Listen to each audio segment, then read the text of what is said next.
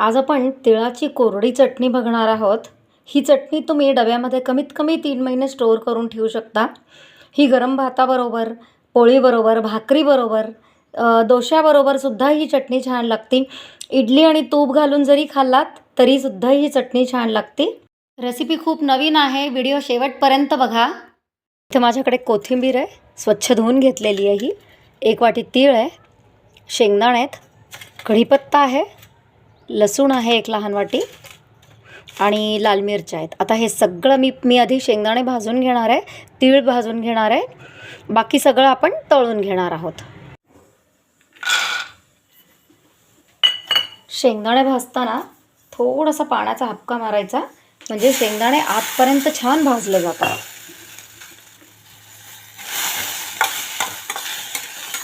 मी मगाशी स्टीलची कढई वापरली होती सुरुवातीला, मी नंतर कढई बदलून घेतले, कारण स्टीलमध्ये आपण पाणी घालून जेव्हा भाजतो तेव्हा डाग भरपूर लागतात।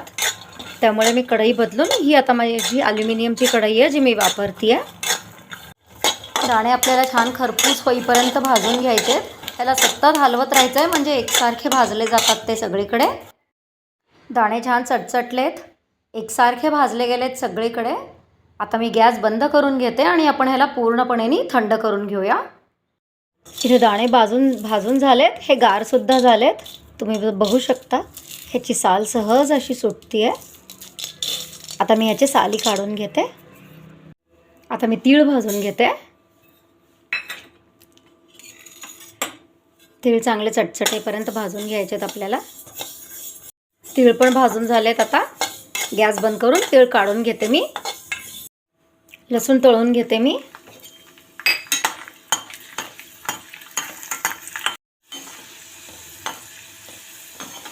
लसूण आपल्याला लाल होईपर्यंत, कुरकुरीत होईपर्यंत तळून घ्यायची आहे।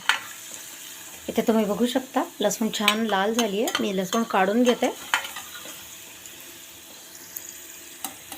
लसूण तळून झाली की लाल मिरची सुद्धा आपल्याला छान कुरकुरीत तळायची आहे। हे तेल छान तापलेलं आहे, त्यामुळे हे पटकन होतं। हे काढून घेते मी। आता लाल मिरची लसूण झाले की आपण कोथिंबीर तळून घेऊया। कोथिंबीर सुद्धा आपल्याला कुरकुरीत होईपर्यंत तळून घ्यायची आहे, पण कोथिंबीरीचा हिरवा रंग राहिला पाहिजे। कोथिंबीर झाली आहे, मी काढून घेते। त्यात कढीपत्ता घालून घ्यायचा आहे आपल्याला।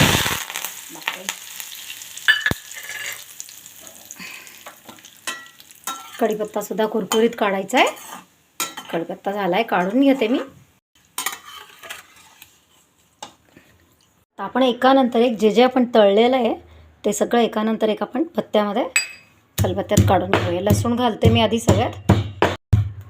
लसूण झाली की शेंगदाणे थोडे थोडे घालते मी, सगळे एकदाच घालणार नाही आहे।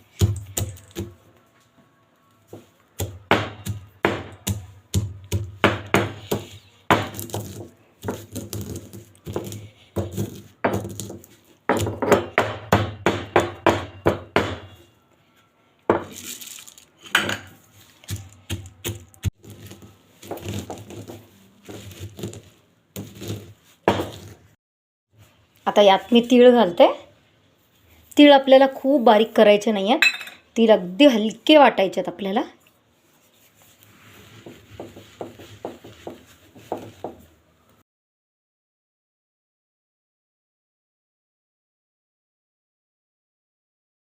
हे आपलं तीळ आणि शेंगा एकत्र वाटून झालेलं आहे। आता जे आपण तळून घेतलेलं साहित्य ते मी हाताने एका प्लेटमध्ये कुस्करून घेते। जी कोथिंबीर, मिरची आणि कढीपत्ता आपण तळून ठेवला होता ना, आपण त्याला हाताने असं छान चुरडून घेणार आहोत। ह्याला छान चुरडायचं आहे हाताने। हे बघा, आता यात आपण जे तीळ आणि दाण्याचं कूट केलेलं आहे, तीळ, दाणे आणि लसूण तळलेली, ते सगळं ह्यात मिक्स करायचं आहे आपण।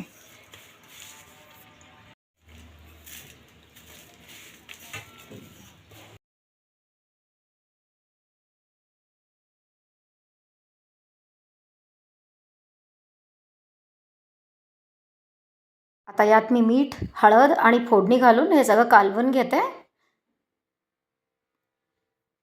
ही चटणी आपण कमीत कमी 3 महिने डब्यामध्ये स्टोअर करून ठेवू शकतो, कारण आपण ह्यात खोबरं घातलेलं नाही आहे.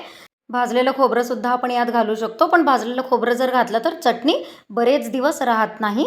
आपली चटणी तयार आहे. ही चटणी भाकरीबरोबर, पोळीबरोबर फक्त थोडंसं तेल किंवा दही घालून आपण ही चटणी एन्जॉय करू शकतो.